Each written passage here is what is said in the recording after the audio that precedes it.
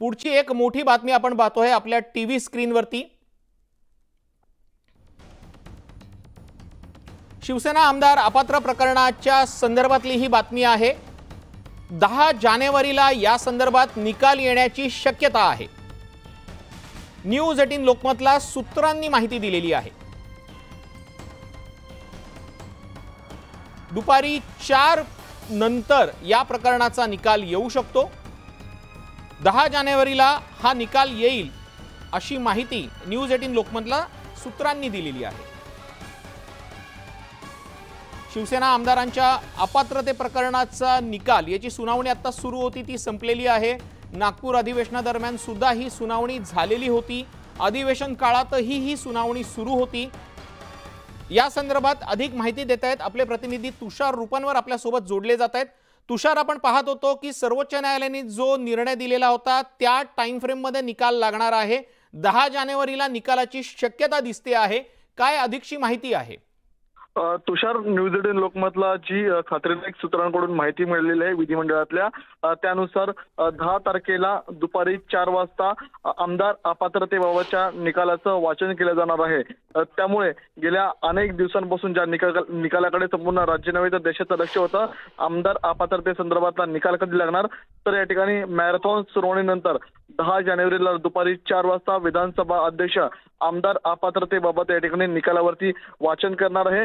त्यामुळे ठाकरे गटाचे की शिंदे गटाचे आमदार अपात्र होतात याकडे संपूर्ण राज्याचं लक्ष लागलेलं आहे। या आमदार अपात्रतेच्या निकालाचा राज्याच्या सरकारवरती काही परिणाम होतोय का ते देखील पाहणं तितकंच महत्त्वाचं ठरणार आहे। कारण की आमदार अपात्रतेच्या निकालाबाबत ठाकरे गट असेल किंवा शिंदे गट असेल या दोन्ही गटाच्या वकिलांनी जो अग्रेसिव्हली युक्तिवाद केला होता, त्या युक्तिवादानंतर नेमके कोणाचे आमदार अपात्र होतात हे पाहणं तितकंच महत्त्वाचं ठरणार आहे। तुषार, कोणाचे आमदार नेमके अपात्र होतात हे पाहणं महत्त्वाचं आहे। मात्र दोन्ही गटांकडून दावा केला गेलेला आहे की आमचाच मुद्दा बरोबर आहे आणि वारंवार विधानसभा अध्यक्ष राहुल नार्वेकर हे देखील बोलताना दिसलेले आहेत की माझ्याकडनं असा निर्णय दिला जाईल जो संविधानाला धरून असेल, कोणत्याही नियमांचं उल्लंघन केलं जाणार नाही आणि कायद्याच्या चौकटीतच राहणारा निर्णय असेल। त्यामुळे या दोन्ही वाक्यांचा जर विचार केला तर राज्यातल्या एकूणच घडामोडींबद्दल काय सांगशील?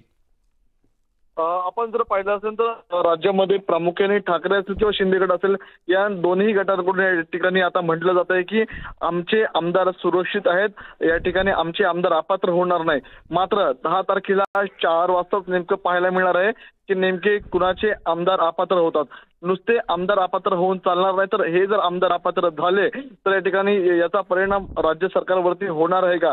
कारण की आपण जर पाहिलं असेल तर ठाकरे गटाचे जर आमदार अपात्र झाले तर यामध्ये फक्त आदित्य ठाकरे आणि रुचिता लडके हे दोनच आमदार आपल्याला शिल्लक राहताना पाहायला मिळणार आहेत। उर्वरित सर्व आमदारांनी विरोधात या ठिकाणी शिंदे गटाकडून या ठिकाणी मागणी केलेली आहे अपात्रता संदर्भातली। त्याचप्रमाणे ठाकरे गटाकडून देखील या ठिकाणी 14 आमदार अपात्र केले जावे शिंदे गटाची अशी देखील व्यूहरचना आखण्यात आली होती। दोन्ही गटाच्या वकिलांकडून या ठिकाणी जोरदार युक्तिवाद झालेला आहे। मात्र आता अंतिम फेजला 10 तारखेला 4 वाजता आपल्याला पाहायला मिळणार आहे। त्यामुळे विधानसभा अध्यक्ष नेमका काय निर्णय देतात आणि त्यांच्या निर्णयाचे राज्य सरकारवरती आणि या दोन प्रमुख पक्षांवरती काय परिणाम देतात, कारण की यापूर्वी त्या पद्धतीने विधानसभा अध्यक्ष काय निर्णय देतात आणि या निर्णयाचा राज्य सरकारवरती काय परिणाम होतो याकडे सगळ्यांचं लक्ष लागलेलं आहे। तुषार, अगदी एक शेवटचा प्रश्न संक्षिप्त स्वरूपात उत्तर अपेक्षित आहे।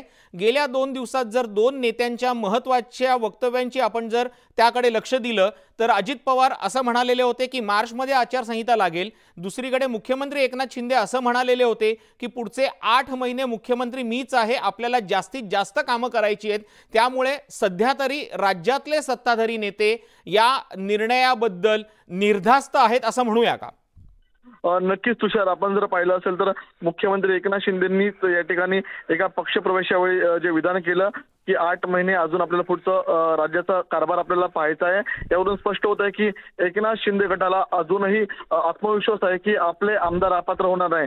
जसा एकनाथ शिंदे गटाला आत्मविश्वास आहे तसाच अजित पवार गटाला देखील आहे। कारण की जसा शिंदेच्या गटाला आत्मविश्वास आहे तशाच अजित पवारांच्या गटाला सुद्धा आत्मविश्वास आहे। त्यामुळे नेमकं काय होणार आहे हे 10 तारखेला स्पष्ट होणार आहे। धन्यवाद तुषार, तुम्ही दिलेल्या या माहितीसाठी।